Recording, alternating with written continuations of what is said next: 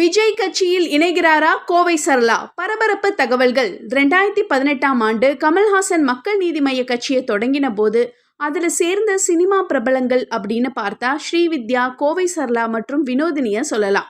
அந்த வகையில கட்சியில முக்கிய பங்கு வகிக்கிற கோவை சரளா திடீர்னு விஜய்க்கு ஆதரவாக அவரை வாழ்த்தி பேசியிருக்கிறது அரசியல் களத்துல பரபரப்பை ஏற்படுத்தியிருக்கு. அவங்க பேசும்போது விஜய் இப்படி பக்குவமா பேசுறத பார்க்கும்போது ரொம்பவே வியப்பா இருக்கு. ஏன்னா அவர் ஷூட்டிங் ஸ்பாட்ல ரொம்ப அமைதியா ஒரு குழந்தை மாதிரி தான் பேசுவாரு. ஆனா இப்போ மொத்தமாவே ஆளே மாறிட்டாரு. அரசியல் மேடைகள்ல அவர் ஆவேசமா பேசுறத பார்க்க ஆச்சரியமா இருக்கு.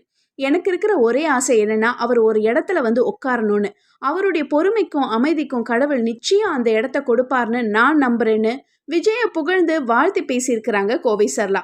இதுல அவங்க அந்த இடம்னு 2 முறை சொன்னது தமிழக முதலமைச்சர் சீட்டு தான்னு சந்தோஷத்துல கமெண்ட் பண்றாங்க ரசிகர்கள். தமிழக சட்டமன்ற தேர்தலுக்கு இன்னும் 6 மாசங்களே இருக்கிற நிலையில மக்கள் நீதி மய்யம் கட்சியில இருந்தபடியே தாவேகா தலைவர் விஜய கோவை சரளா பாராட்டி பேசினது சலசலப்பை ஏற்படுத்தியிருக்கு. ஏன்னா மக்கள் நீதி மய்யம் இப்ப திமுக கஸ்டடியில இருக்கு. மேலும் திமுகவுக்கும் தாவேகாவுக்கும் மிகப்பெரிய யுத்தமே நடக்குது. நிலைமை இப்படி இருக்கும்போது கோவை சரளா இப்படி பேசியிருக்காங்களே, அவங்க விஜய் கட்சியில இணைய போறாங்களோ அப்படின்னு கேள்வியையும் எழுப்புறாங்க ரசிகர்கள்.